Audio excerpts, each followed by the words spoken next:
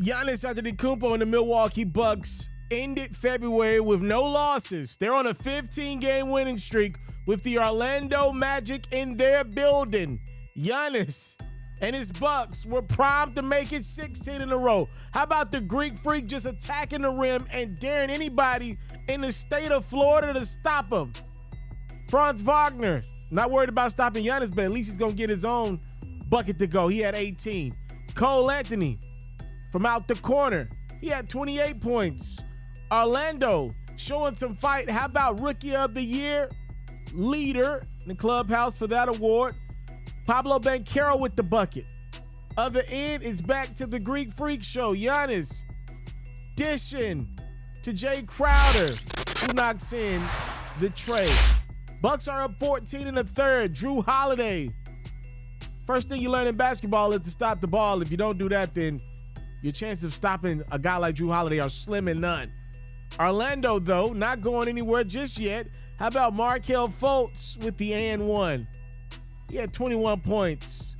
When you got bigs causing havoc down low, the court starts to space out a little bit. Joe Ingles knocks in the three, and then Brook Lopez knocks in 3 of his 18 points. Speaking of big fellas knocking in threes, it's the Greek Freak from downtown. And then how about this hustle for what I believe the game's best player? It's Giannis with the block, and then Giannis with the hustle, the effort, the energy. When your best player is your hardest worker, you always got a chance. It's the Greek Freak running the court, beating everybody down the floor and throwing it down. It's 16 wins in a row for Milwaukee. Giannis led everybody in scoring with 31 points, 7 boards, 6 assists. Milwaukee wins. I was listening to Brian Windhorst at ESPN. He said he's going to vote for Giannis Antetokounmpo as MVP. He is a voter. And he said, as of right now, Giannis has got his vote for MVP over Jokic. I was also listening to Chris Broussard a couple weeks ago. He's also an MVP voter. He also said that Giannis has got his vote. So that's 2 votes for Giannis, ladies and gentlemen. Now, let me be clear. I'm not an MVP voter. But if I did have a vote, Nikola Jokic would clear as day win the MVP award if I had a vote. I've been consistent with that every night of the year. Giannis has missed a few games. But I do want to stick here, though, with the Giannis supporters. And I do want to bring up an argument just to kind of bolster their case that I don't believe is getting made enough, right? You know, when we compare the teams that the Nuggets got and that the Bucks got, if I had to do 1 through 6 from a player's perspective, number 1 on my list would be Giannis. Number 2 would obviously be Jokic. Number 3 for me would be Drew Holiday, all right? Let's get into 4, 5, 6, though. Here's where the conversation gets interesting. Obviously, to me, Khris Middleton should be number 3 or 4 on this list, but he hadn't been that this year. Yo, Khris Middleton's not playing back-to-backs. He still has not figured this knee thing out, y'all. It's getting close to the playoffs. If I'm the Milwaukee Bucks, they're on a 16-game winning streak right now. They should be enthused with the way that they're playing, but some of it has been in spite of Middleton. He's had a couple good games in this stretch. I was just out in Los Angeles, and I went and seen the Bucks play twice, and Middleton was okay against the Lakers, and he DNP'd the next night against the Clippers. All I'm saying is Khris Middleton ain't been nowhere near an all-star. He's been a borderline okay role player for the Bucks this year. He missed pretty much half the season to start that bad boy, and since he's come back, he's been spotty. This has been about Giannis and Drew Holiday for the most part, and guys stepping up, night in, night out for the Bucks. Give Mike Budenholzer some credit too. So when we really discuss who's got the better roster 1 through 6, the Bucks have 2 of the best 3, but I'd argue number 4 is Jamal Murray. I'd argue number 5 is Aaron Gordon.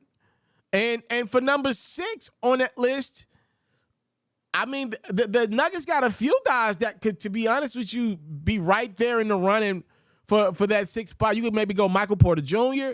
You can go Kentavious Caldwell-Pope, who I like a lot. I like Bruce Brown a lot. Nuggets got some guys that I would put over Bobby Portis at that 6th spot, and I really like Bobby Portis a lot. I covered him in college when he was at Arkansas. All I'm saying is Khris Middleton does bolster Giannis's MVP case this year. Because the thought process is, Giannis is playing with 2 all-stars. Jokic ain't playing with no all-stars.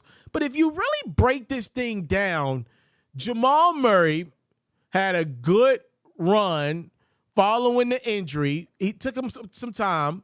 Over the last couple months, though, he's been playing at an all-star level. He plays in the Western Conference. If you're a guard in the Western Conference, it's really tough to make the all-star game.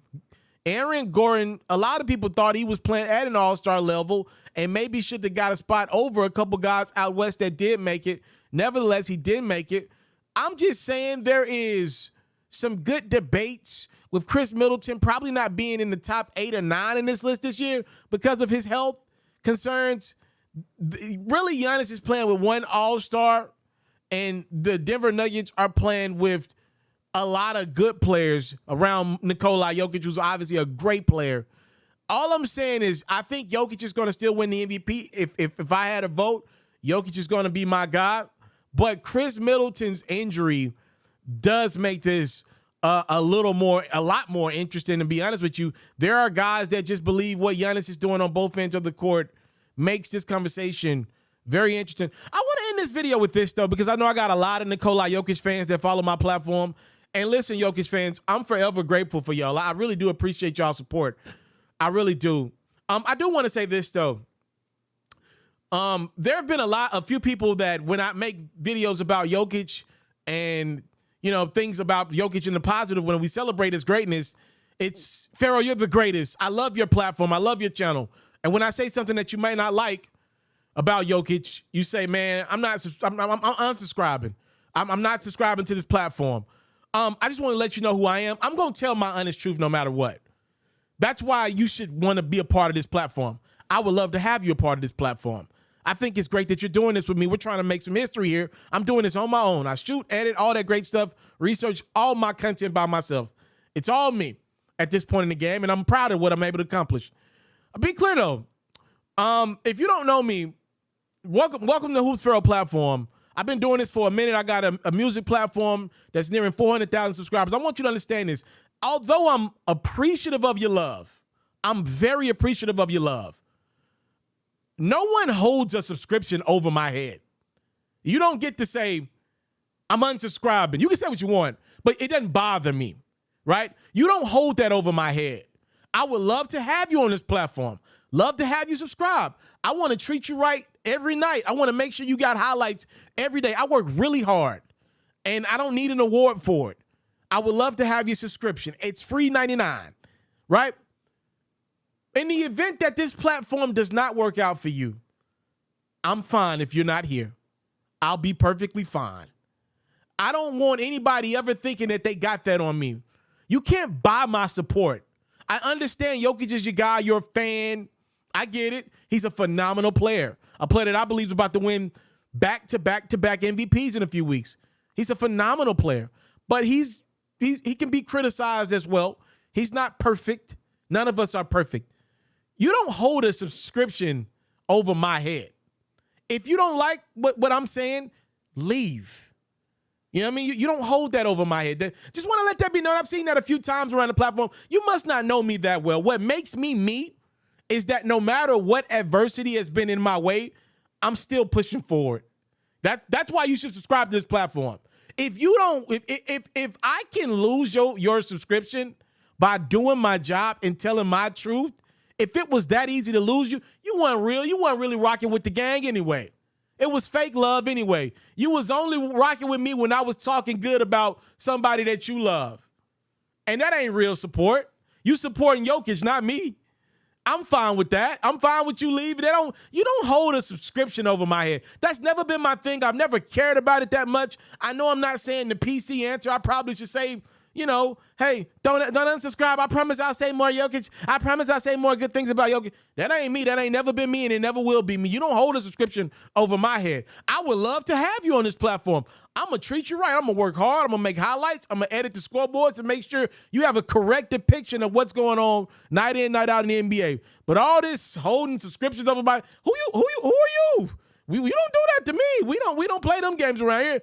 If you with me, great. If not, it's fine. Life will go on. Time, love, and support is what your boy would never take for granted. Seriously, it's that time, love, and support that we never take for granted around here. The real support. I'm out.